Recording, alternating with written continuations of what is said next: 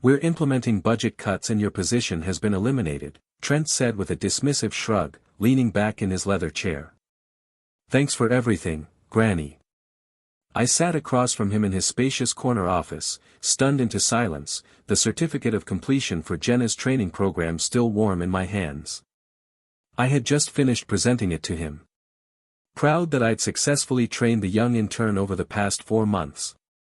And this was my reward. Immediate termination. Today is your last day, he continued when I didn't respond. Human Resources has prepared your final paycheck and severance. 2 weeks' pay. My name is Becky Smith. I'm 61 years old and after 7 years as the project coordinator at Everline Urban Design in Omaha, Nebraska, I'd just been fired. 7 years of ensuring every permit was filed correctly, every deadline was met, and every regulatory hurdle was cleared. All ended in a 3-minute conversation on a Friday morning. Budget cuts. I finally managed, my voice steadier than I felt. The same week we secured the $35 million Riverside development project, Trent had the decency to look slightly uncomfortable, adjusting his expensive tie. It's a strategic restructuring. Jenna will be taking over your responsibilities now that you've completed her training. Jenna Blake, the 24-year-old intern I'd been training since March, the one I'd patiently taught everything about the complex web of city regulations, contractor relationships, and permit applications. The one who had no actual experience in urban development, but boasted thousands of followers on social media. I see, I said, gathering my dignity around me like armor. Will there be a transition period? The Riverside project has several critical permits pending. That won't be necessary, Trent replied, already checking his phone. You've done a thorough job training Jenna. She's up to speed on everything. I doubted that very much. 4 months of training couldn't replace 7 years of experience, let alone the 3 decades I'd spent in this industry before joining Everline. But arguing would accomplish nothing. Human Resources will help you clear out your desk, Trent added, standing to signal our meeting was over.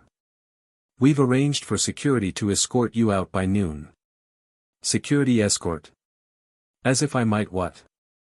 Steal office supplies, sabotage files. After 7 years of loyal service, this final indignity burned worse than the firing itself. Thank you for the opportunity, I said, rising from my chair with all the poise I could muster. It took every ounce of self-control not to tell him exactly what I thought of him and his strategic restructuring. As I walked out of his office, I saw Jenna waiting by the reception desk, excitement poorly concealed behind a mask of professional concern. She'd known this was coming. Perhaps she'd even orchestrated it. And in that moment, as the reality of my situation sank in, I made a decision. I wouldn't fight. I wouldn't scream. I would simply leave. What they didn't know was how ugly this would get for them. 2 hours later, I placed the small box containing my personal belongings in the trunk of my car and sat in the driver's seat, finally allowing myself a moment to process what had happened. 7 years of dedication ended with budget cuts, Granny, and a security escort. I hadn't always worked at Everline. For most of my career, I'd been at larger firms in Omaha's development sector. But 7 years ago, when the housing market crashed and layoffs swept through the industry, Trent had recruited me specifically for my regulatory expertise. We need someone who knows how to navigate the system, he'd said. Then someone with established relationships at the city planning office. Those relationships had been crucial to Everline's growth from a struggling 5-person studio to one of Omaha's most promising architecture firms. The Riverside development was their biggest project yet, a $35 million mixed-use complex that would transform the downtown riverfront. I'd spent months securing the preliminary approvals, calling in favors from contacts I'd cultivated over decades. I hadn't minded when Trent asked me to train Jenna. New blood was important in any company, and I enjoyed mentoring younger staff. For 4 months, I'd patiently explained every form, every deadline, every unwritten rule that made the difference between a stalled project and a successful one. The trick with the zoning office is to submit on Tuesdays. I told her. Harold reviews applications on Wednesdays, and he's much more lenient than the Thursday staff. Jenna had nodded, taking careful notes, asking thoughtful questions. I'd been impressed by her attention to detail, her apparent eagerness to learn. I'd even defended her when other staff complained about her constant social media posting. She's young, I'd said, but she's working hard and learning fast. What I hadn't seen were the private meetings with Trent, the lunches they shared, the way she positioned herself as the innovative future while subtly painting me as the outdated past. I started my car but didn't immediately drive away. Instead, I pulled out my phone and called my daughter, Catherine. "Mom, aren't you at work?" She answered, surprised to hear from me mid-morning. "Not anymore," I replied, my voice finally cracking. "I was fired today." "What? Why?" Catherine's shock and indignation were immediate. I explained what had happened. The sudden termination, the insulting severance being replaced by the very intern I'd trained. "That's age discrimination." "You can sue them," Catherine exclaimed. "Maybe," I said, signaling to exit the parking garage. "But I'm not sure a lawsuit is my first choice." "What do you mean?" Catherine asked, suspicious. She knew me too well. "Nothing," I replied innocently. "I just need to think." What I needed to think about was how best to remind Everline of exactly what they'd thrown away. That evening, I sat at my kitchen table with a cup of tea and my laptop, still processing the abrupt end to my career at Everline. The shock had faded, replaced by a simmering anger that I rarely allowed myself to feel. I wasn't just angry about losing my job. I was furious about how it had happened. The disrespect, the callousness, being discarded like obsolete equipment after years of dedicated service. I opened a folder I'd maintained meticulously for years. Digital copies of every permit, every application, every approval I'd secured for Everline's projects. I paid particular attention to the Riverside development files. What Trent and Jenna didn't understand, what they hadn't bothered to learn was that these weren't just standard forms submitted through normal channels. 3 years ago, the city of Omaha had approached me directly to help streamline their permit process for major developments. The city planning office was perpetually understaffed and overwhelmed by complex projects. Harold, the senior planning officer, had known me for decades and trusted my thoroughness and integrity. Together we developed a solution. I established Smith Regulatory Consulting LLC, which would serve as an official liaison between developers and the city. The arrangement benefited everyone. The city got a reliable point person who understood both sides of the process. Developers got their permits processed more efficiently and I got additional income plus the security of having my own business on the side. Everline knew about this arrangement. In fact, it was one of the reasons they'd hired me.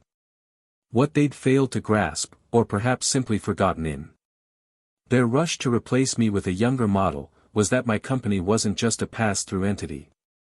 It had real authority in the permitting process for the Riverside development. All the critical permits had been filed under my LLC's oversight with my digital signature required for final approval. Without me, those permits were in limbo. I closed my laptop and sipped my tea. Considering my options, I could sign off on the permits as a professional courtesy, allowing Everline to proceed without interruption. That would be the nice thing to do. Or I could remind them of exactly what they'd lost when they fired me. My phone buzzed with a text from Catherine. "Don't do anything rash, Mom. Talk to a lawyer first." I smiled. My daughter really did know me too well. The next morning, Saturday, I contacted my friend Victoria, who happened to be an employment attorney. We met for coffee at a quiet cafe downtown. "They can't just fire you because of your age," Victoria said after hearing my story. "But proving age discrimination can be tricky." "I'm not interested in a discrimination lawsuit right now," I replied. "I want to know about my obligations regarding the permits filed through my consulting company." Victoria raised an eyebrow. I see where this is going. Let me be clear. If those permits were filed through your LLC and your signature is required for finalization, you are under no obligation to provide that signature without proper compensation for your services. And if Everline assumed those services were covered under my employment with them, that would be their mistake. Victoria said with a small smile. Especially if your consulting work was established as a separate business entity. Do you have documentation of the arrangement? I nodded, thinking of the folder on my laptop. Perfect, Victoria said. Let me draft a letter outlining your position. As I drove home from our meeting, I felt a strange sense of calm. For the first time since hearing Trent's dismissive budget cuts, Granny, I felt in control again. Monday would be interesting. Monday morning arrived with a flurry of missed calls and increasingly frantic text messages from Everline. I ignored them all as I calmly went about my morning routine. Breakfast, crossword puzzle, a bit of gardening in the early spring sunshine. It was the first Monday in years I hadn't spent in a fluorescent-lit office, and I was determined to enjoy it. At 10:15 a.m., my phone rang again. This time it wasn't Trent or anyone else from Everline. It was Harold from the city planning office. I decided to answer. Becky, thank goodness, Harold said when I picked up. We've got a situation with the Riverside permits. Everline submitted a request for final approval, but everything's filed under your LLC. I told them, I can't proceed without your digital signature. Yes, that's correct, I replied calmly. My company is the official liaison for that project. They're saying you're no longer involved with the project. Something about restructuring. My employment with Everline ended Friday, I explained. But my consulting company's involvement with the permits is a separate matter entirely. Harold paused before speaking again. I see. Well, this puts us in an awkward position. The city can't proceed without your sign-off, but Everline is insisting we bypass you. That's not possible under our agreement with the city, is it? I asked, already knowing the answer. No, it's not, Harold confirmed. The expedited process we established requires your verification. Without it, they'd need to resubmit everything through the standard channels. And how long would that take? Harold laughed. For a project of Riverside, months at minimum. Plus, they'd lose their place in line. After finishing with Harold, I checked my phone to find 3 more missed calls from Trent. The latest voicemail was notably different from his earlier messages. Becky, look, I think there's been a misunderstanding. Can we please discuss the Riverside permits? Call me back as soon as possible. I smiled. The panic in his voice was unmistakable. He'd finally realized what my firing actually meant for his precious project. At noon, I received an email from Victoria with the draft letter she'd prepared for Everline. It was perfect, professional, firm, and crystal clear about my position. Smith Regulatory Consulting would be happy to complete the permit process for the Riverside development for a consulting fee of $75,000, approximately what I would have earned in salary over the next 9 months, plus formal credit as the regulatory compliance specialist on all project documentation. I approved the letter and Victoria sent it immediately. Trent's response came within minutes, a hastily written email demanding that I call him for an urgent discussion. I ignored it. Instead, I drove to my favorite nursery and spent the afternoon selecting plants for my garden. I was examining tomato seedlings when my phone rang again. This time, it was a number I didn't recognize. Hello, Mrs. Smith. This is Jackson Warren. I nearly dropped my phone. Jackson Warren was the principal investor in the Riverside development, a prominent businessman with deep pockets and a reputation for not tolerating delays. Yes, Mr. Warren, what can I do for you? I understand there's an issue with the permits for Riverside, he said, his tone direct, but not unfriendly. Trent Callahan seems to be having trouble explaining the situation clearly. I'd like to meet with you directly to understand what's happening.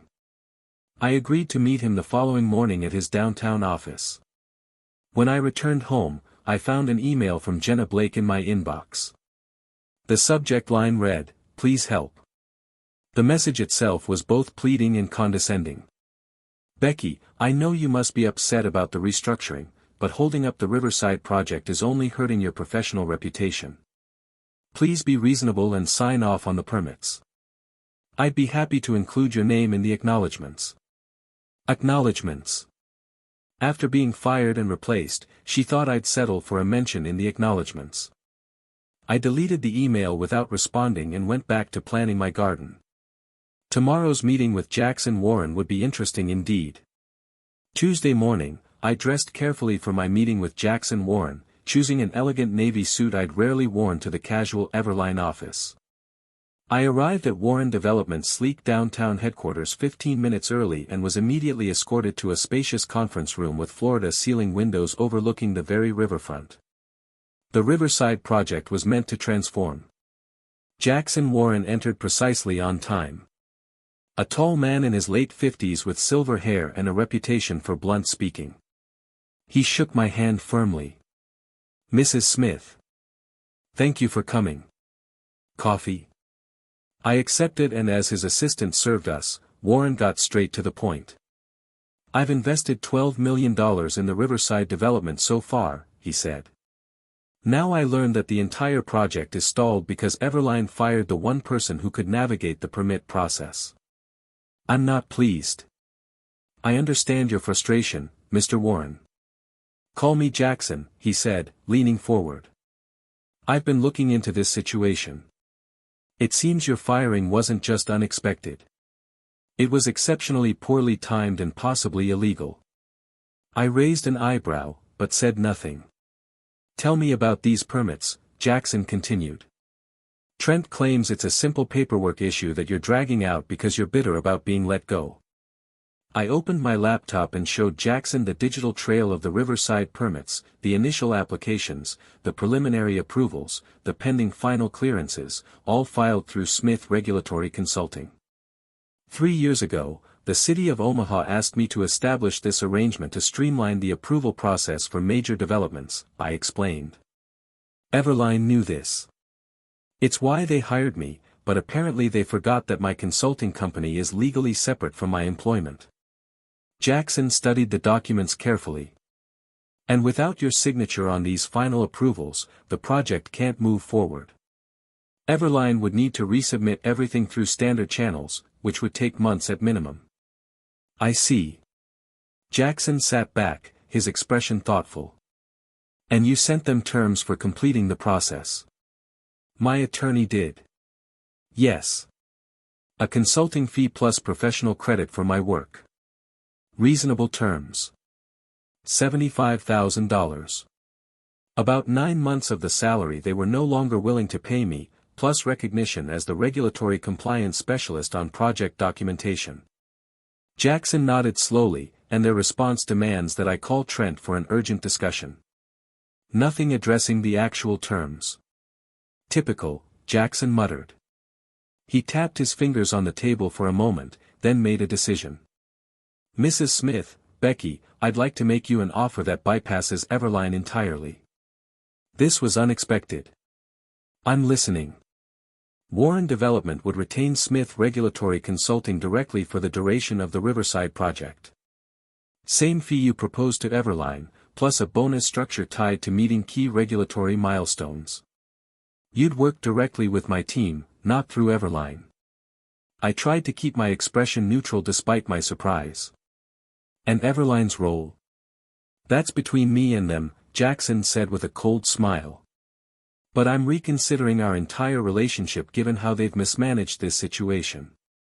I left the meeting with a handshake agreement and instructions to have Victoria review the formal contract that would arrive that afternoon. As I walked to my car, my phone buzzed with a text from Trent. Emergency meeting about Riverside today at 3:00 p.m. Your presence requested. We'll pay consultation fee. Too late, I thought. Much too late. When I arrived home, I found an elaborate flower arrangement on my porch with a card from Jenna. So sorry about the misunderstanding. Please call Trent ASAP. We need you. I placed the flowers on my elderly neighbor's porch instead, knowing she would enjoy them more than I would. Then I called Victoria to brief her on the Warren Development offer. They're offering to match the fee we proposed to Everline, plus performance bonuses, I explained. And I'd be working directly with Warren's team, not through Everline. Cutting Everline out entirely, Victoria said with an appreciative whistle. That's quite a development. Did Warren indicate what this means for his relationship with Everline? He said he's reconsidering it. I got the impression that Trent has some explaining to do. I imagine he does, Victoria replied. Send me the contract when it arrives. In the meantime, I suggest you continue ignoring Everline's increasingly desperate attempts to contact you. I spent the afternoon in my garden, planting the seedlings I'd purchased the day before. It was therapeutic, digging in the soil, setting young plants into place, imagining the harvest to come. A perfect metaphor for this unexpected new chapter in my professional life. Planting seeds for future growth after being uprooted.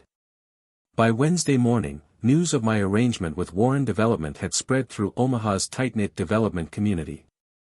My phone buzzed constantly with calls and messages from former colleagues, other developers, and even journalists seeking comments.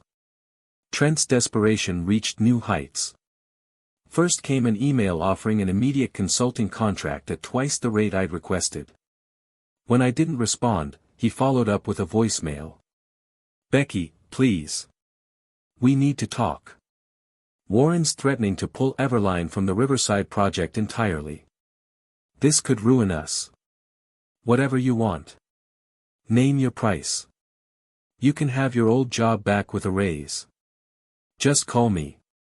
The panic in his voice was almost satisfying enough to make up for budget cuts, Granny. Almost, but not quite. At noon, Victoria called with an update. Warren's legal team sent over the contract. I've reviewed it.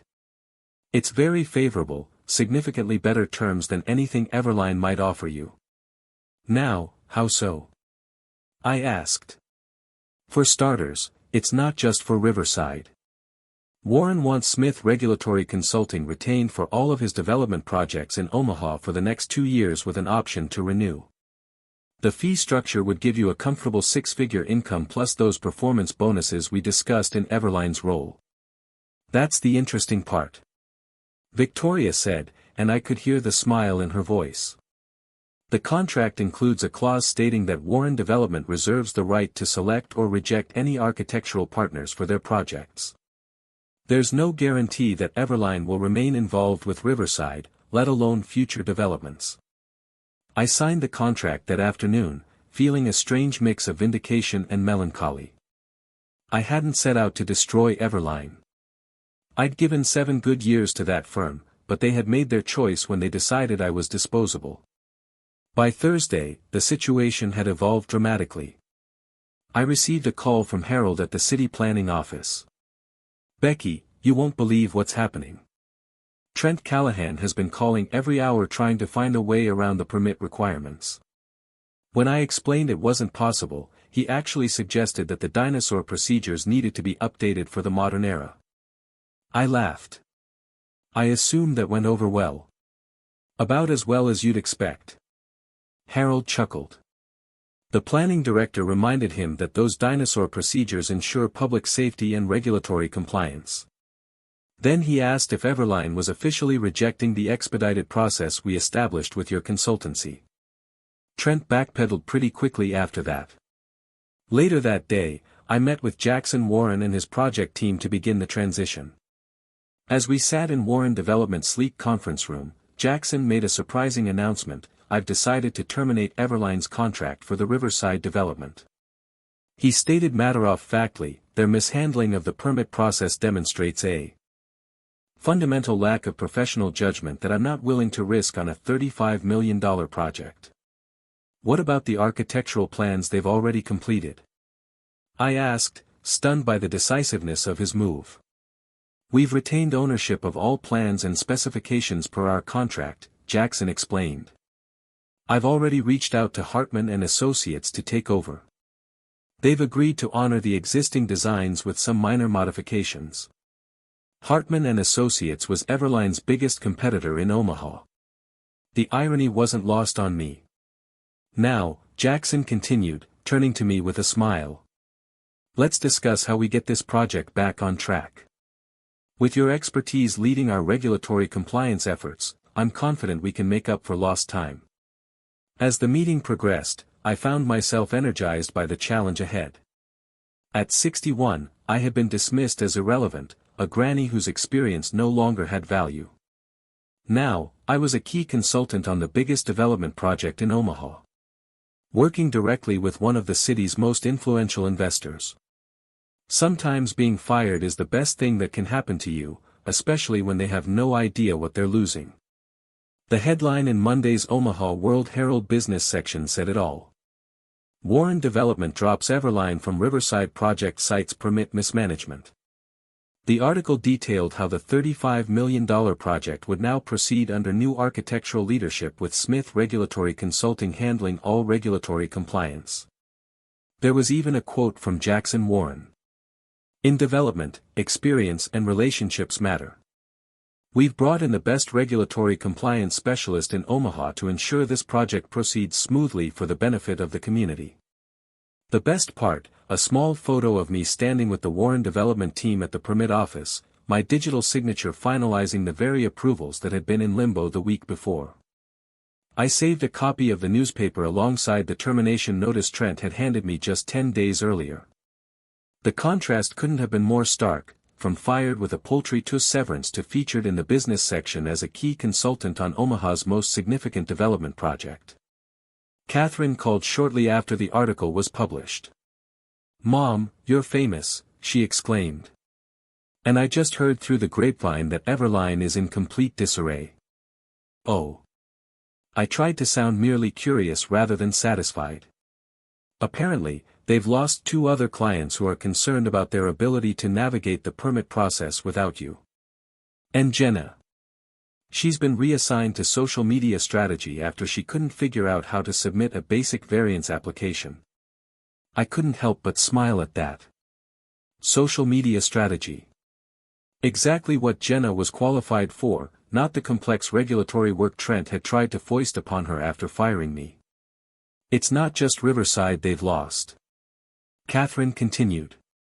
"Jackson Warren has 5 other projects in development across the city. And word is he's taken all of them away from Everline. That's millions in contracts. That's business." I replied simply. "No, Mom." Catherine laughed. "That's karma." "It's not karma." I corrected her gently. "It's just the natural consequence of undervaluing expertise." 3 months later, I stood at the Riverside groundbreaking ceremony, watching as Jackson Warren and city officials ceremonially turned the first shovels of dirt on the project.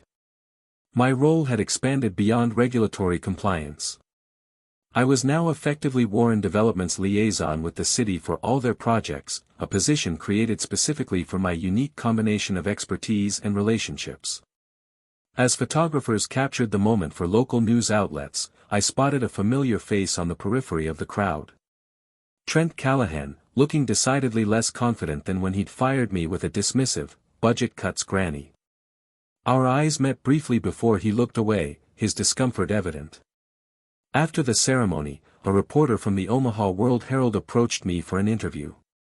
The resulting article, The Permit Whisperer, How Becky Smith Became Omaha's Most Sought-After Development Consultant, ran on the front page of the business section. It detailed my decades of experience, the respect I commanded from city officials, and the critical role regulatory compliance played in successful urban development. There was even a quote from Harold at the city planning office. "Becky knows more about Omaha's zoning and permit requirements than anyone else in the industry. Developers who work with her get their projects approved in half the time." My consulting business expanded rapidly after that. I hired 2 assistants, experienced women in their 50s who'd been similarly pushed aside at other firms, and established an internship program specifically for people changing careers midlife. I never actively sought to damage Everline, but I watched with detached interest as their fortunes declined. Without access to my expedited permit channel, their projects faced delays. Several clients followed Warren Development's lead and took their business elsewhere. Trent's youthful approach wasn't delivering the results he'd promised. Jenna lasted 6 more months before leaving for a marketing position at another firm. I wished her well when I heard the news. She was young. She had time to learn that flash without substance rarely succeeds in the long run. As for me, at 61, I had embarked on the most rewarding phase of my career. Not as someone's employee, but as the architect of my own success, building a business that valued experience, embraced wisdom, and never ever dismissed someone as just a granny.